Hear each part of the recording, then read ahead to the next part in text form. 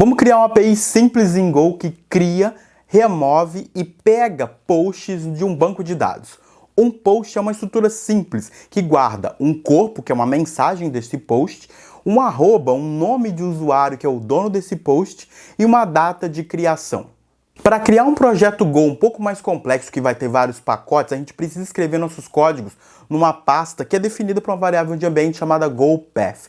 Para fugir dessa questão, eu sempre transformo esse projeto num módulo. Então a gente roda um comando chamado go-mod-init. E a partir daí, não importa onde a sua pasta está, ele vai encontrar os seus subpacotes e vai funcionar como esperado. O nome do módulo pode ser qualquer coisa, mas é comum usar o endereço do GitHub de onde o código se encontra. Como o nosso problema aqui é bem simples, a gente até poderia usar o próprio pacote do Go, que é o NetHTTP, para gerar a nossa API. Mas como é uma questão de estudo aqui, vamos usar uma certa biblioteca Go para gerar APIs, que é o Gin. Então, para baixar esse pacote para nossa máquina, a gente roda go-get e o caminho para essa biblioteca Gin. Mais para frente eu vou mostrar onde essa biblioteca foi baixada na nossa máquina, porque ela não está dentro do nosso projeto, da pasta do nosso projeto. Mas por enquanto, vamos dar uma olhada no main.go, que é onde eu vou definir a nossa API. A minha main vai ficar na pasta cmd/API, porque se eu quiser ter uma outra main, eu posso definir uma outra pasta, por exemplo, cmd/cli. Eu falei sobre organizações de pastas em um outro vídeo, vou deixar esse vídeo aqui embaixo. Então nessa minha main eu defino aqui o meu objeto do Gin e eu digo que ele tem uma rota para um endpoint aqui que está definido e o retorno desse endpoint é na verdade um hello world qualquer. E se eu rodar o comando go run contra essa main, eu consigo acessar a minha API na porta que foi definida e acessar o endpoint em questão. Antes de criar um endpoint para salvar os posts, eu vou precisar me conectar com um banco de dados. Então eu vou fazer essa parte do código. Para conectar, eu vou precisar de uma string de conexão. Então eu vou guardar isso fixo por enquanto numa variável aqui do meu main.go. Eu vou me conectar com um banco como se fosse o Postgres. Então eu vou rodar um go-get para baixar a biblioteca que se conecta com esse tipo de banco. E eu vou criar um pacote database com o método newConnection, que vai me retornar, na verdade, um pool de conexões. Esse tipo pool de conexões é uma estrutura dessa biblioteca de conexão com o banco que ela faz a gerência das conexões com o banco em si. Então, ao invés de eu ter que criar uma nova conexão toda vez que eu precisar inserir no banco, eu uso essa estrutura pool e eu só falo, ó, eu quero que você insira no banco. E ele vai decidir se tem conexão livre, se não tem. E ele também é thread safe, ou seja, eu posso usar essa mesma variável em várias Go routines diferentes, em vários endpoints que são chamados exatamente no mesmo momento, que ele é safe, ele não vai crashar ou dar algum tipo de erro. Ele vai conseguir lidar com acessos simultâneos na própria variável. Por causa disso, eu vou guardar esse pool de conexões numa variável do pacote mesmo, e agora na main eu pego esse pool de conexões e eu vou colocar ele dentro de uma estrutura, ou setar ele dentro de uma estrutura que vai saber qual SQL exatamente tem que rodar baseado num contexto. E eu vou chamar essa estrutura de um repositório. Esse arquivo repositório eu vou colocar ele dentro da pasta internal/post. Esse repositório, então, é uma estrutura que tem a conexão e também tem um método insert, que basicamente vai pegar na conexão e rodar uma query, rodar o SQL para inserir uma linha do banco de dados a partir de um objeto post que foi passado. Esse objeto post é uma estrutura simples que tem os campos que eu falei no começo do vídeo. Eu poderia colocar essa estrutura post no mesmo pacote ou na mesma pasta do próprio repositório. Ficaria ali perto, faria algum sentido.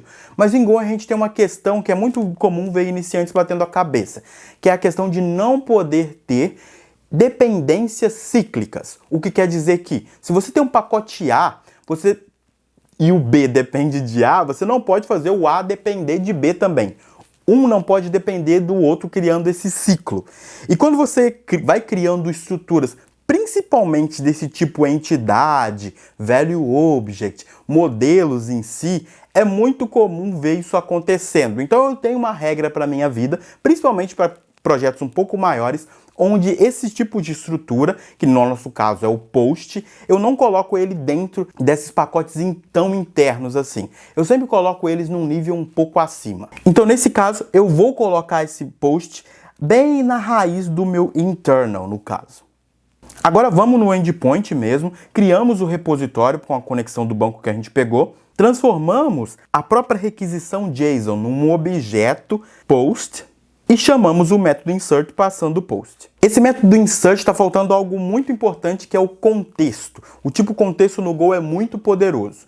Eu não vou tratar isso nesse vídeo, mas lá na devgym.com.br tem um desafio específico para estudar essa questão do contexto, que é um desafio onde, ao invés de você criar a API, você cria um cliente HTTP para uma API. Eu vou deixar o link para esse desafio aqui na descrição se você se interessar.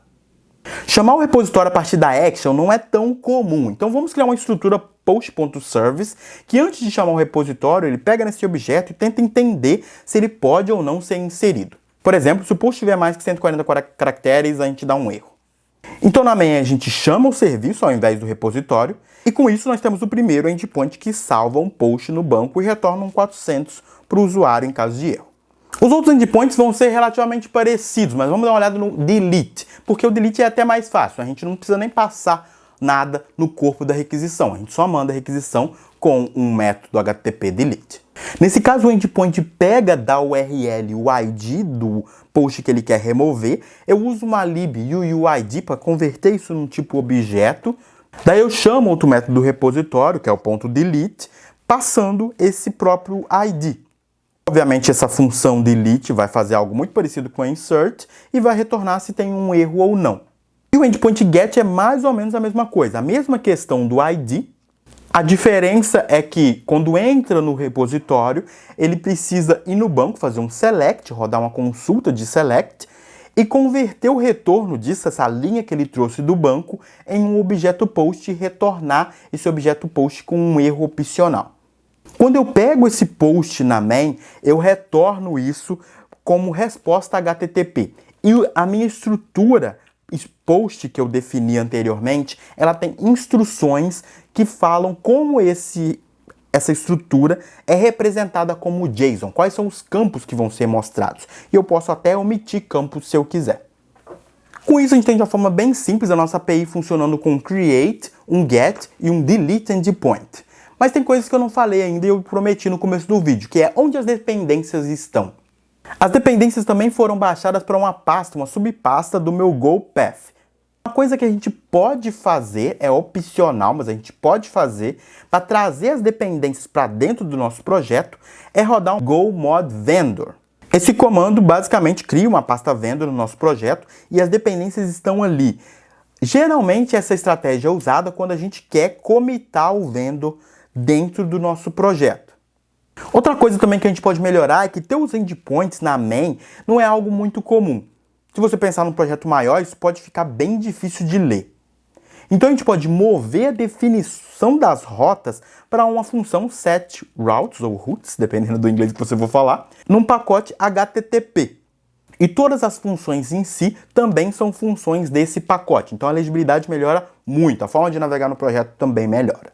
Existem várias coisas para melhorar nesse projeto. Por exemplo, eu não alterei lá a string fixa de conexão com o banco. A gente pode usar uma variável de ambiente, por exemplo. Eu vou deixar para você fazer isso e outras coisas mandando por request para o projeto que eu estou deixando aqui embaixo na descrição. Aproveitando que a gente está no Hacktoberfest, que é um evento virtual do GitHub, do GitLab, de várias empresas, para fomentar a colaboração de código na internet. Além disso, se inscreve no canal porque eu vou trazer muitos mais vídeos de Go aqui para o canal e a gente se vê num desses vídeos.